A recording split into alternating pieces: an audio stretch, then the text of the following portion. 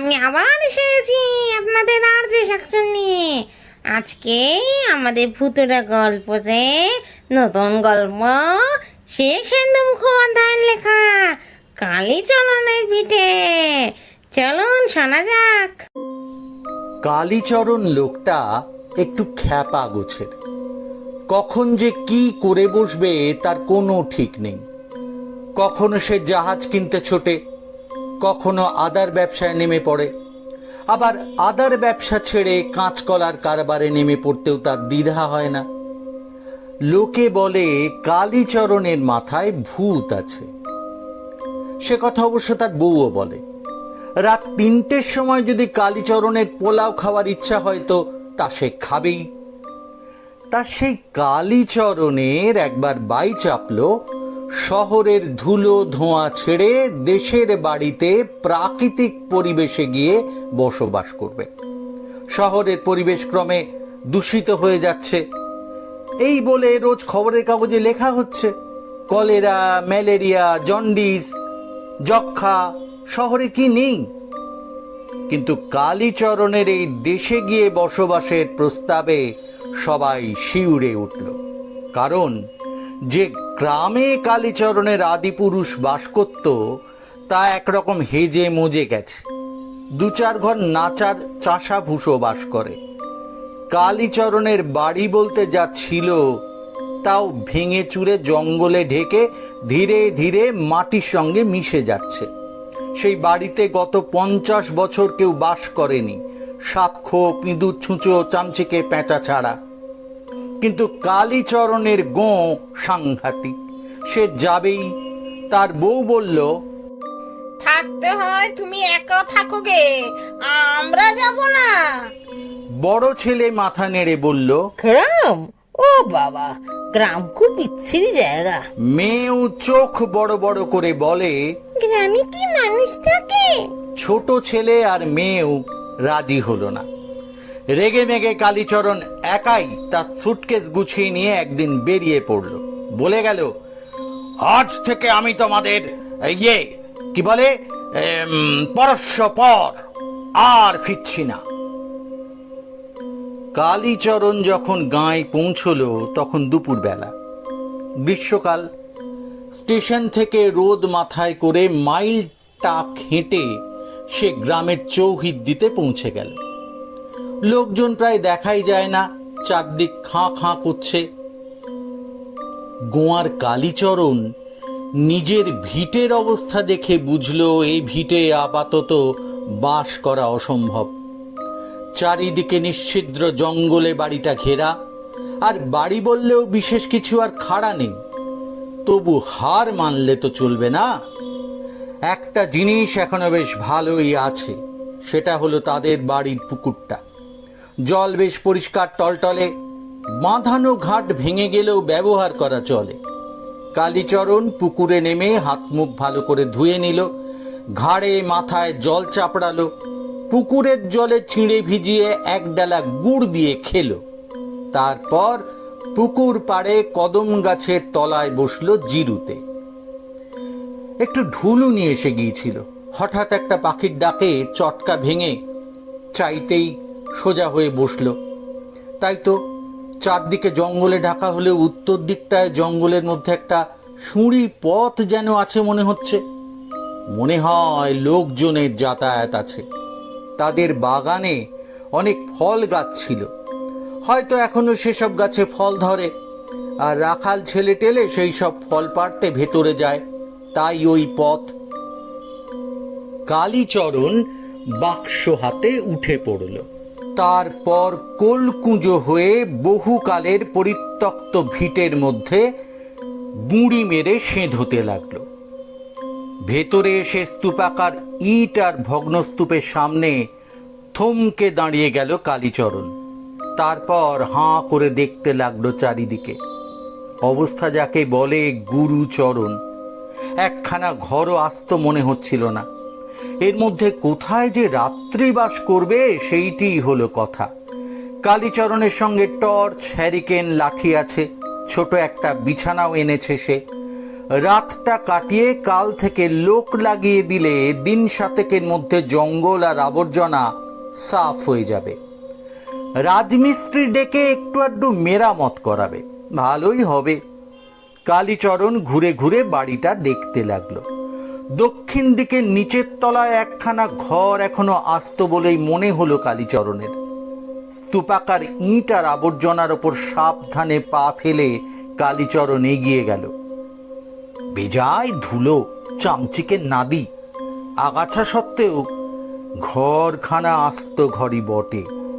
মাথার ওপর ছাদ আছে, চারিদিকে দেওয়াল আছে, জানলা কপাট অবশ্য নেই, একটু সাফ সুতরো করে নিলেই থাকা যায়। দরকার একখানা ঝাঁটার। তার ঝাঁটাও পাওয়া গেল খুঁজতেই। কোণের দিকে পুরনো একখানা ঝাঁটা দাঁড় করানো, পাশে একটা কোদাল, তাও বেশ পুরনো, বোধহয় সেই 50 বছর আগেকার। কালীচরণ ঘণ্টাখানেকের মেহনেতেই ঘরটা বেশ সাফ করে ফেলল, গা তেমন ঘামলও না। তারপর ঘরখানা ছিঁড়ি দেখে মনে হলো এক বালতি জল হলে হতো, কিন্তু বালতি না। কপালটা ভালোই বলতে হবে। ঘর থেকে বেরোতেই ভাঙা সিঁড়ির নিচে চোখে পড়ল তার দুখানা জং ধরা বালতি উপুর করা রয়েছে।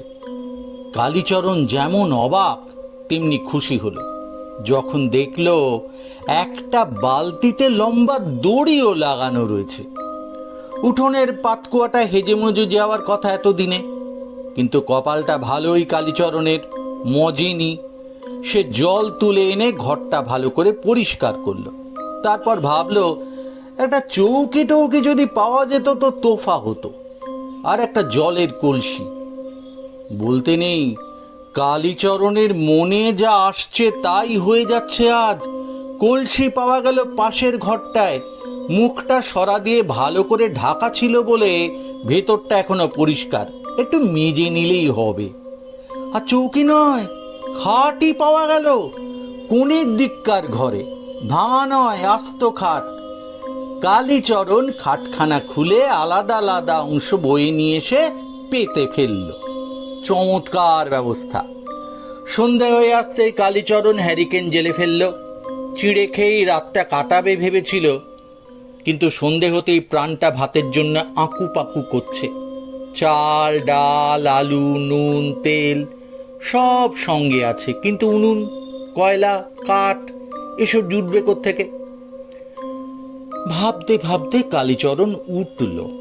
সবই যখন জুটেছে তখন এও বা জুটবে না কেন? বাস্তবিকই তাই। ভেতরের বারান্দার শেষ মাথায় যেখানে রান্নাঘর ছিল সেখানে এখনো একখানা উনুন অক্ষত রয়েছে। ঘরের কোণে কিছু কাঠ, মন দুয়েক কয়লা পড়ে আছে।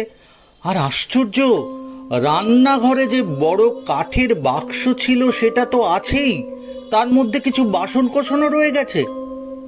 কালীচরণ দাঁত বের করে হাসল। তারপর গুনগুন করে রামপ্রসাদী গাইতে গাইতে রান্না চড়িয়ে দিল। গরম গরম ডাল ভাত আর আলু সেদ্ধ ভরপেট খেয়ে ঘুমে রাত কাবার করে দিল কালীচরণ। সকালবেলা ঘুম ভেঙে বাইরে আসতেই তার মনে হলো বাড়িটা যেন ততটা ভাঙা নোংরা লাগছে না। ধ্বংসস্তূপটা যেন খানিক কমে গেছে, নাকি তার চোখের ভুল? যাই হোক, কালীচরণ কিছু জঙ্গল পরিষ্কার করলো। ভাবলো নিজেই করে ফেলবে, লোক লাগানোর আর দরকার নেই। দুপুরবেলা কালীচরণ পুরনো বাগান খুঁজে কিছু উচ্ছে, কাঁকরোল, ঝিঙে, পটল আর কুমড়ো পেয়ে গেল। দিব্যি ফলে আছে গাছে, পাকা আমও রয়েছে।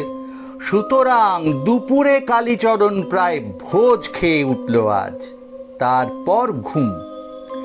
বিকেলে চারিদিক ঘুরে দেখে সে খুশিই হলো। অনেকটা জঙ্গল সে নিজে সাফ করে ফেলেছিল, কিন্তু দেখে মনে হচ্ছে আরো অনেক বেশি আপনা থেকেই সাফ হয়ে গেছে। আবর্জনা স্তূপ প্রায় নেই বললেই চলে। আশ্চর্যের কথা, বাড়িতে আরো কয়েকটা আস্ত ঘর খুঁজে পাওয়া গেল। সেসব ঘরের জানলা দরজাও অটুট। সুতরাং কালীচরণ খুব খুশি। এই রকমই চাই। তবে সবটা এরকম আপনা আপনি হয়ে উঠলে ভারী লজ্জার কথা। তাই পরদিন কালীচরণ বাজার থেকে গরুর গাড়িতে করে কিছু চুন, সুরকি, ইট আর কাঠ নিয়ে এলো। যন্ত্রপাতি বাড়িতেই পেয়ে গেছে সে। টুক টুক করে বাড়িটা সারাতে শুরু করলো। মজা হলো বেশি কিছু তাকে করতে হলো না।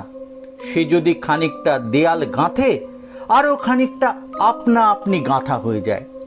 সে এক দেয়ালের কলি ফেরালে আরও 4টে দেয়ালের কলি আপনা থেকেই ফেরানো হয়ে যায়। সুতরাং দেখ না দেখ, কালীচরণের আদি ভিটের ওপর বাগানওয়ালা পুরনো বাড়িটা আবার দিব্যি হেসে উঠল। যে দেখে সেই অবাক হয়। কিন্তু মুশকিল হলো, এত বড় বাড়িতে কালীচরণ একা। সারাদিন কথা বলার লোক নেই। কালীচরণ তাই গ্রাম থেকে গরিব বুড়ো একজন মানুষকে চাকর রাখলো। বাগান দেখবে, জল তুলবে, কাপড় কাচবে, রান্না করবে। কালীচরণও কথা কইতে পেরে বাঁচবে। লোকটা দিন দুই পর একদিন রাত্রে ভয় খেয়ে ভীষণ চেঁচামেচি করতে লাগলো। সে নাকি ভূত দেখেছে। কালীচরণ খুব হাসলো কাণ্ড দেখে, বলল, দূর বোকা, কোথায় ভূত? কিন্তু লোকটা পরদিন সকালে বিদায় হয়ে গেল। বলল, সারাদিন জল খাইয়ে থাকলে এই বাড়িতে আর নয়। কালীচরণ একটা দীর্ঘশ্বাস ফেলল মাত্র। কিছুদিন আবার একা, কিন্তু কাহা তো ভালো লাগে। অগত্যা কালীচরণ একদিন শহরে গিয়ে নিজের বউকে বলল, একবার চলো, দেখে আসবে। সে বাড়ি দেখলে তোমার আর আসতে ইচ্ছে হবে না। কালীচরণের বউয়ের কৌতূহল হলো, বলল, ঠিক আছে, চলো একবার নিজের চোখে দেখে আসি কেমন তাজমহল বানিয়েছো। গায়ে এসে বাড়ির শ্রীচাঁদ দেখে বউ কিন্তু ভারী খুশি। ছেলে মেয়েদেরও আনন্দ আর ধরে না। কিন্তু পয়লা রাত্রির এই বিপত্তি বাঁধল। রাত 12টায় বড় মেয়ে ভূত দেখে চেঁচালো। রাত 1টায় ছোট মেয়ে ভূতের দেখা পেয়ে মুচ্ছ গেল। রাত 2টোয় দুই ছেলে কেঁদে উঠল ভূত দেখে। রাত 3টেয় কালীচরণের বউয়ের দাঁত কপাটে লাগলো ভূত দেখে। পরদিন সকালেই সব ফর্সা। বাচ্চা কাচ্চা নিয়ে শহরে রওনা হওয়ার আগে বউ বলে গেল, বাবারে বাবা, আর কখনো না, এবারে ছায়া মারাচ্ছি না।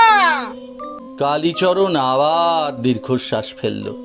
তারপর আপন মনে বলল, কোথায় যে ভূত, কিসের যে ভূত, সেটাই তো বুঝতে পারছি না। কি গল্পটা ভালো লেগেছে তো? যদি ভালো লেগে থাকে তাহলে লাইক করবেন, শেয়ার করবেন আর সাবস্ক্রাইব করবেন, কেমন? আর পরের সপ্তাহে আমি আবার নিয়ে আসবো নতুন